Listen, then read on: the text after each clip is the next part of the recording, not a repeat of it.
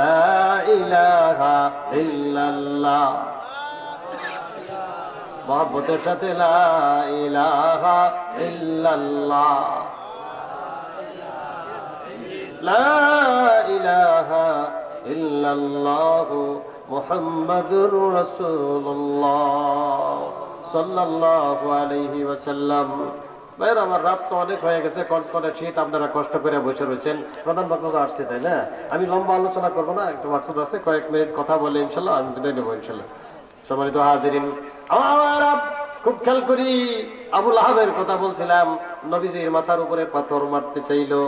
ও মিয়া, যেই নবীজি বললেন মূর্তি পূজা ছাড়ো, শিরিক ছাড়ো, এক আল্লাহকে মানো।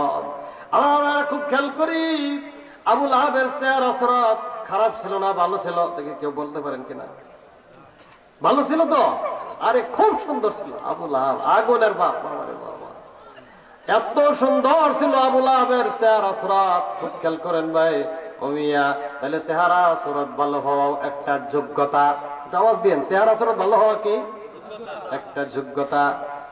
ভাই সে এক চোর ধরছে, পুলিশে ধরছে, এটা রেলগাড়ির মধ্যে ব্রিফকেস চুরি করিয়া জানালা দিয়া চলতি গাড়ির মধ্যে লাভ দিয়া ঘুরে যায়। নাম করা চোর। আর এর পুলিশে ধরছে, এত সুন্দর চেহারা সুরত, বারবার পাঁচশো বাড়ি খা, হাসি মুখে কথা বলে, চোরের আমি চিনি, এমন সুন্দর সুরত দিছে আল্লাহ তারে। এই পুলিশে বলতেছে, এমন সুন্দর চেহারার মধ্যে মারি কেমনে? কারবার ঢা পুলিশে বলতেছে, এইরকম সুন্দর তরে দেখা যায়, তরে কিবা বাইরে আইয়া। তাহলে সুরতের কারণে পুলিশেও তারে মারলো না। আর ভাইরা, তাইলে বোঝা গেল আমি অনেক গরিব মানুষের মাইয়া আছে, সুন্দরী হইলে বিরাট বড় লোকের কাছে বিয়া হয়। কথা কোনটাকে ভাই? তাইলে সুরতের কারণে নাকি? তাইলে সুরতের একটা দাম আছে না? সুরত তো একটা যোগ্যতা। তাইলে আবু লাহাবের চেহারা সুরত অনেক সুন্দর ছিল, তাহলে সুন্দর হওয়া একটা যোগ্যতা। আবু লাহাবের অনেক ধন সম্পদ ছিল। এই কাফেররা বলছে, ওয়াকালু নাহনু আকসারু আমওয়ালাও ওয়া আওলাদা ওয়া মা নাহনু বিমুআযযাবিন। কাফেররা বলতো, আল্লাহ বুঝি আমাদের আযাব দিবে না, গজব দিবে না, জাহান্নামে নিবে না?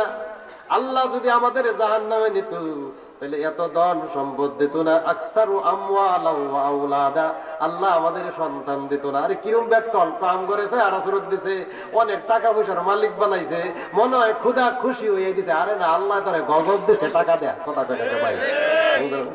ফালা তুজিবকা আমওয়ালুহুম ওয়ালা আওলাদুহুম ইন্নামা ইউরিদুল্লাহু লিয়ুআযযিবাহুম বিহা ফিল হায়াতিদ দুনিয়া ওয়া তাযহাকা আনফুসুহুম ওয়া হুম কাফিরুন। আল্লাহ তাআলা বলে, বান্দা, মিল ফ্যাক্টরি দিয়া, গাড়ি দিয়া, বাড়ি দিয়া, পিছর দিয়া, ধন সম্পদের মালিক বানাইয়া তোমারে শান্তি দিছি না, বেশি টাকার মালিক হইয়া অশান্তি। টাকার হিসাবে ঠেলায় সারা রাত অঙ্ক মিলে না, ঘুম নাই। কথা কই না কে ভাই? এই লোক টাকার কারণে ঘুমাইতে পারে না। এই আবু লাহাবের অনেক ধন সম্পদ ছিল।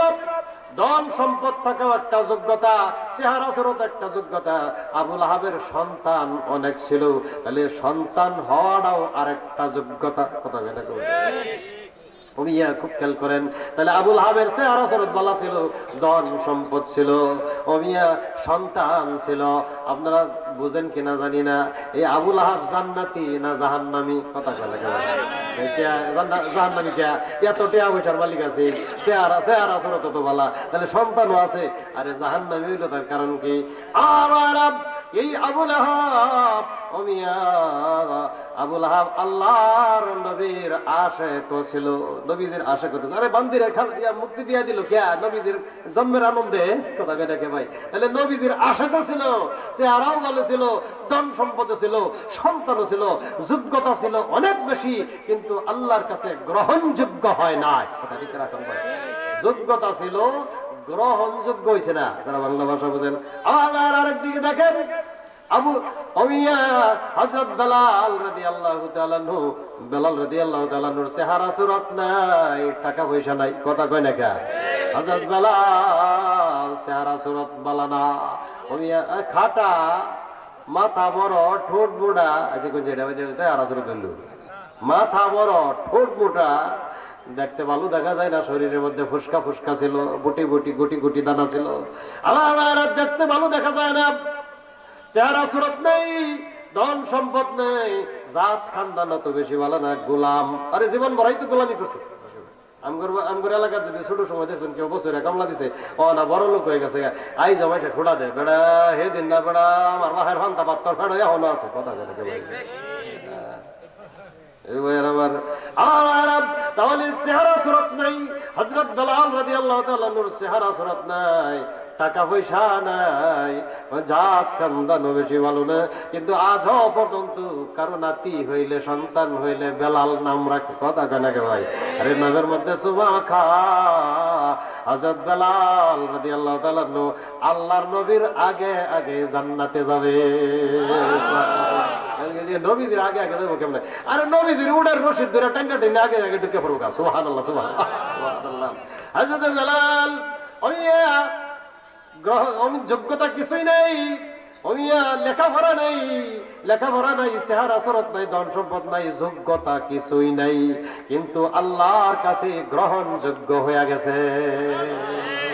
একটা কারণেই মানুষ বাহিরের দৌলতে আল্লাহর কাছে দামি হয় না, ভিতরের দৌলতে আল্লাহর কাছে দামি হয়। যেই মানুষটা আল্লাহকে যত মহব্বত করবে, তাম দুনিয়ার সব মানুষ তারে মহব্বত করবে। যেই মানুষটা বেশি আল্লাহকে ভয় করে, সারা দুনিয়ার মানুষ তারে ভয় করে। যেই মানুষ বেশি আল্লাহর কথা মানে, দুনিয়ার মানুষ তার কথা মানে। পরীক্ষা করে দেখবেন। এই জন্য ভাই চেহারা সুরতের দরকার নাই, জায়গা জমি টাকা পয়সার দরকার নাই। বর্রাহা হে দিল মে হুব্বে জান মাল, बढ़ रहा है दिल में हुब्बे जान माल, कब समाबे उसमें हुब्बे जुल जलाल। কি ভাই আমার, এই জন্য আল্লাহর ভালোবাসা, আল্লাহর রাসূলের মহব্বত, আল্লাহর মহব্বত যার দিলের ভিতরে যত বেশি থাকবে, আমি আছে সারা দুনিয়ার মানুষের কাছে আল্লাহর কাছে দামি হয়ে যাবে। এই জন্য ভাই বলছিলাম, এই জন্য আপনজনদেরকে কালেমার দাওয়াত দিতে হবে। আল্লাহ রাসূল দূরে না যাইয়া নিজের চাচা আবু লাহাবরে কালেমার দাওয়াত দিছে। টঙ্গি আসতেবার ময়দানে দাওয়াত দেওয়ার আগে ঘরের মধ্যে দাওয়াত দাও, ছেলের কাছে দাওয়াত দাও, স্ত্রীর কাছে দাওয়াত পৌঁছাও, পুত্র বধূর কাছে দাওয়াত পৌঁছাও। এক বুজুর্গ ব্যক্তি বলছে, ইমাম সাহেব ফজরের নামাজ পড়া সূরা হাসর তালিম করে না, হু আল্লাহুল্লাজি পড়েন না, সূরা হাসর তালিম করিয়া মসজিদের এক কোনায় যে ইমাম সাহেব হুজুর বসে রয়েছে, বুঝে মসজিদের এক কোনার মধ্যে এই বেড়া তাসবিহ হাতে লয়ে বসে রয়েছে মসজিদের এক কোনায়। মুয়াজ্জিন সব দাঁড়াই রয়েছে, চাচা আপনি বাড়ি বললে মসজিদ তালা মারতাম, যারা মসজিদ ইমামতি করেন বুঝি তো। কয় বাজান তুমি যাওগা তালা খুললা তুইয়া, আমি এশরাকের নামাজ পড়া পরে বাদ যাইম। কি কয়? তালা খুললা তুইয়া যাও, পরে আমি লাগাই থুয়ে যাই, আপনি এশরাকের নামাজ পড়া বাদ যাই। বুজুর্গ ব্যক্তি বলছে, আমি ইমাম সাহেব ফজরের নামাজ পড়া সালাম ফিরাইছে, আমি ফজরের নামাজের সালাম ফিরানির পর তুমি মসজিদে বৈশা না থাইকা যদি বাড়ির ভিতরে যাইতা, বাড়িতে যাইয়া তোমার স্ত্রীর খবর নিতা, তোমার স্ত্রী নামাজ পড়ছে কিনা। আমি অনেক নামাজি মানুষ আছে, বিবি সাহেব নামাজ পড়ে, কিন্তু শয়তানের ফেরে ওরে ঘুমের মধ্যে ফজরের নামাজ নাও পড়তে পারে। তুমি যে ফজরের নামাজ পড়লা, মসজিদে ফজরের নামাজ পড়িরা মসজিদের ভিতরে বৈশা না থাইকা যদি বাড়ির ভিতরে যাইয়া তোমার ছেলের খবর নিতা, তোমার স্ত্রীর খবর নিতা, তোমার মেয়ের খবর নিতা, পুত্রবধূ নামাজ পড়ছে কিনা, তাদের যদি নামাজের কথা বলতা, কালেমার দাওয়াত দিতা, আল্লাহ তোমার আমল নামার মধ্যে 1000 রাকাত ইশরাক নামাজের সওয়াব দিত। আবার আবে গিরিয়া বাগেরা রোশন কুনাদ, আবে গিরিয়া বাগেরা রোশন কুনাদ, চশমে গিরিয়া দিলেরা রোশন কুনাদ। বুজুর্গ ব্যক্তি বলছেন, রাত যত গভীর হইতে থাকে আমার ভাইরা, দুনিয়ার নিয়ম হইল রাত যত বেশি হয় ইউনিয়ন পরিষদ বন্ধ হয়, রাত যত বেশি হয় মন্ত্রণালয় বন্ধ হয়, রাত যত বেশি হয় দুনিয়ার রাজা বাদশাদের অফিস আদালত বন্ধ হয়। আল্লাহর কাছে রাত যত বেশি হয়, আল্লাহ তাআলা বলে, বান্দা রে তাবাদ্দুল সাইয়্যাতিহিম হাসানা ওয়া কানাল্লাহু গফুরুর রহিমা। আল্লাহ তাআলা বলে, বান্দা আমি আল্লাহর কাছে রাত যত বেশি হয় আমি আল্লাহ আমার গুনাহগার বান্দাকে মাফ করার জন্য রাত বেশি হইলে আমি আল্লাহর অফিসের দরজা খুলে যাই। রাত যত গভীর হইতে থাকে আল্লাহর অফিসের দরজা খুলতে থাকে। আমার এই জন্য বলছিলাম আপনজনদের কাছে কালেমার দাওয়াত পৌঁছাও। আপনজনদের কথা কেন বললেন?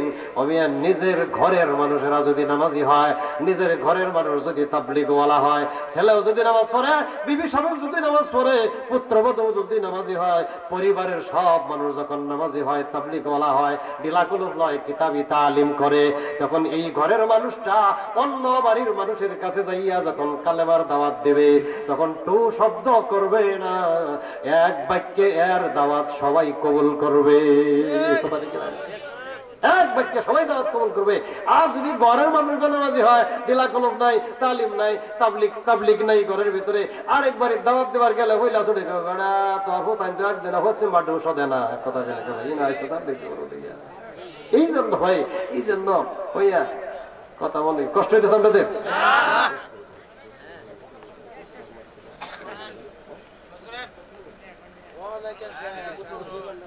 তারাকান্দার নাম বলছেন না? হ্যাঁ, তারাকান্দার এক তাবলীগ জামাত গেছে, গেছেন? হ্যাঁ, নতুন থানা হয়েছে বাংলাদেশে। জি ভাই আমার, ওইখানে এক তাবলীগ জামাত গেছে ঢাকা, কালেমার দাওয়াত দে।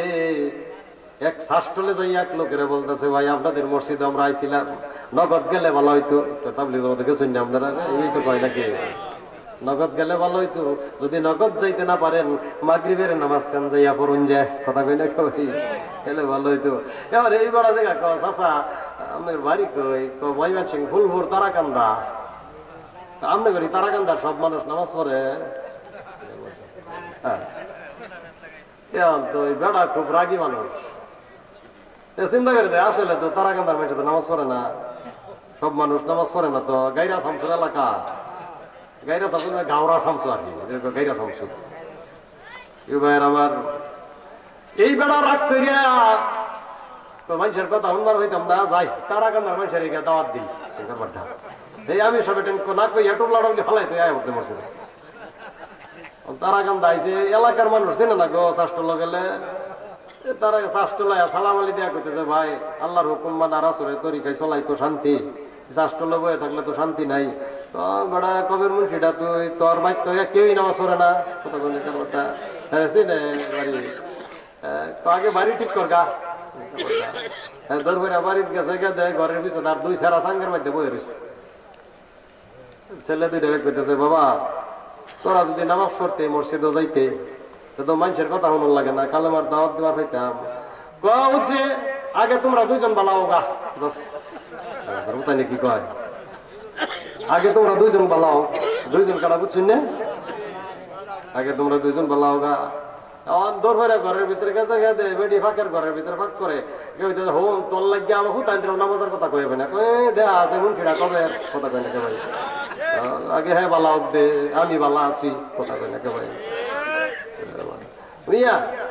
যদিও হাসির ছলে কথাটা বলছি, আপনি খেয়াল করে দেখেন পুরা একটা পরিবারের সবাই যখন নামাজি হয়, কথা ঠিক না কোন ভাই, ছোট বড় ছেলে শালা শালি সেমন্দি শ্বশুর শাশুড়ি সবাই পরিবার যখন নামাজি হয়, তাবলীগ বলা হয়, কিতাবি তালিম করে, তখন এই ঘরের মানুষ অন্য ঘরের মানুষকে দাওয়াত দিলে টু শব্দ করার ক্ষমতা নাই, কথা ঠিক না কোন ভাই।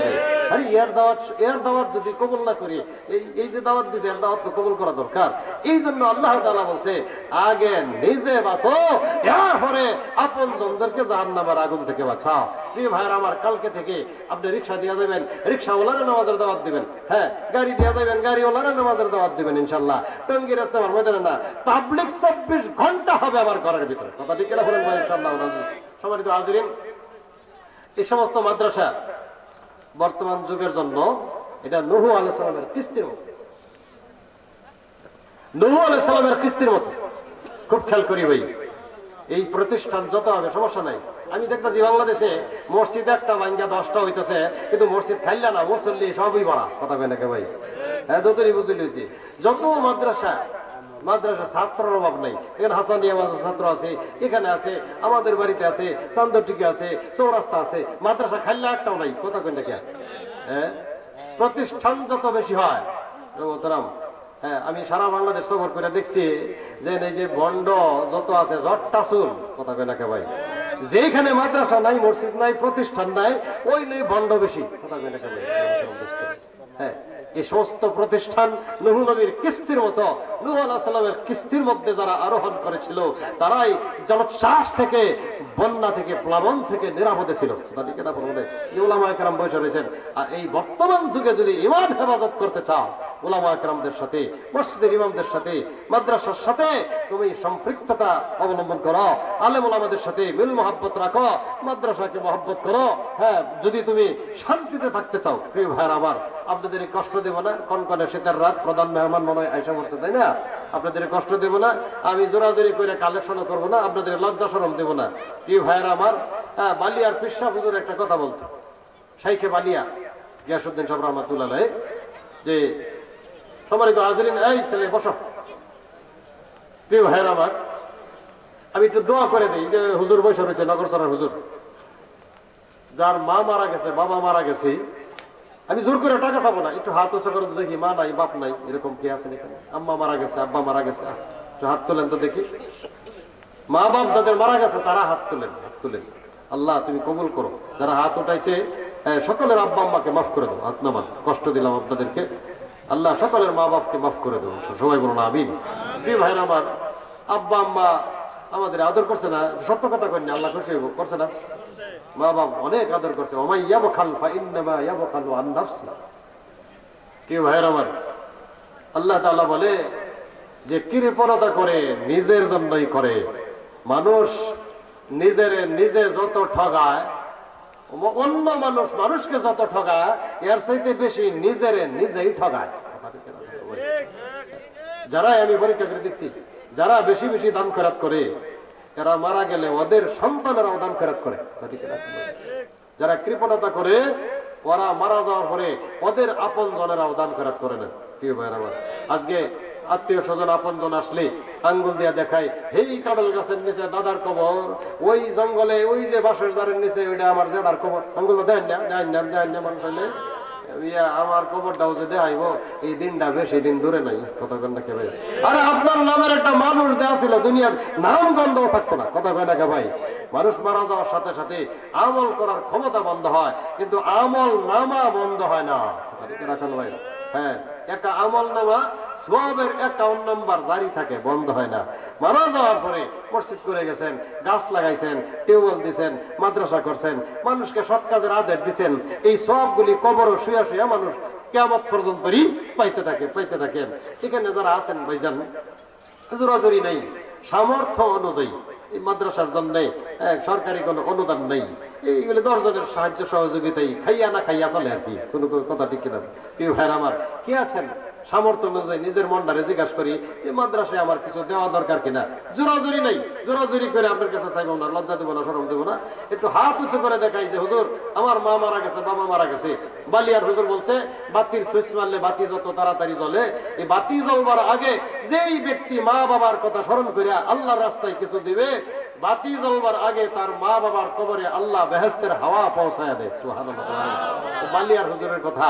ভাই কি আছেন আদরের মা বাপ, কত আদর করছে, কোলে নিছে, সময় খাইছে আপনারে। আরে এই মায়ের বাসার জারের নিচে জঙ্গলে শোয়াই রাখছি, কি আছেন একটু হাত উঁচু করে দেখান। এই বড় হুজুর বসে রয়েছে, আলেম ওলামা আছে এখানে, আমরা প্রাণ খুলে আপনাদের জন্য দোয়া করে দেবো ইনশাল্লাহ। মুসাফির হালতে আছি, হাত উঁচু করে দেখান যে হুজুর আমার মায়ের জন্য, আমার বাপের জন্য আমি এত টাকা দিলাম। কি আছেন একজন দ্বারা একটু বলেন। হ্যাঁ ভাই, একটু সবাই মিলামিশে মাদ্রাসার জন্য একটু কালেকশন করি, একা একা কালেকশন করা যায় না। এক ভাই আলহামদুলিল্লাহ, আপনি একটু দাঁড়ান ভাই, একটু দাঁড়ান, আপনারা দেখি। মাদ্রাসার ফ্লোর করা হবে, তো যদি কেউ সিমেন্ট দিতে পারি তাহলে দাঁড়াই দেব ভাই। নগদ না, নগদ জি, একটু কষ্ট করে আসেন ভাই, উনি আসেন, একটু কষ্ট করে আসেন জি, দিয়ে যান ইনশাল্লাহ। ভাই যদি কেউ পারি বাকি লেখাই, অসুবিধা নেই। মানে যে হুজুর, বড় হুজুর আছেন, হাফেজ মোহাম্মদ আলী সাহেব আছে, বড় হুজুর, ওনার কাছে দিয়ে দিবেন ইনশাল্লাহ আজিজ। জি আচ্ছা, ঠিক আছে, বলতেছি ভাইজান, হ্যাঁ বলতেছি, বসেন। হ্যাঁ, যদি কেউ পারেন যে সিমেন্টের আমি 1 ব্যাগ সিমেন্ট দিব, 2 ব্যাগ সিমেন্ট দিব, এরকম হাত উঁচু করে দেখাই। হ্যাঁ, আমরা মাদ্রাসার প্রতি আমাদের মনের টান থাকা চাই। তবে আপনাদের মাদ্রাসার প্রতি মনের টান আছে, এটা আপনাদের উপস্থিতি দেখে বোঝা যাইতেছে। তাহলে এত গভীর রাত পর্যন্ত আপনারা আসতেন না এখানে। হ্যাঁ, আপনাদের আশা দেখে বুঝবো। হ্যাঁ, মনের টান থাকলেই হবে ইনশাল্লাহ। আল্লাহ এই প্রতিষ্ঠান কিয়ামত পর্যন্ত টিকায় রাখো। সবাই বলুন আমিন। কি আছেন, মা মারা গেছে, বাবা মারা গেছে, একটু হাত উঁচু করে দেখাই, মনে মনে দরুদ শরীফ পড়ি সবাই একটু মিলামিশা। জি হ্যাঁ জি, মাশাআল্লাহ মাশাআল্লাহ। আচ্ছা, ছোট অঙ্কের টাকাগুলি পরে বলতেছি ইনশাল্লাহ। ওয়ালাইকুম আসসালাম। হ্যাঁ, আমি ভিতরে পরে রুমাল দিব না। হ্যাঁ, ভিতরে পরে রুমাল দিয়ে দেবেন ইনশাল্লাহ। একটু হাত উঁচু করে দেখাই না, যে আমি হুজুর 1000 টাকা দিব মায়ের জন্য, 1000 টাকা দিব আমার আব্বার জন্য, এরকম একটু হাত উঁচু করে দেখান।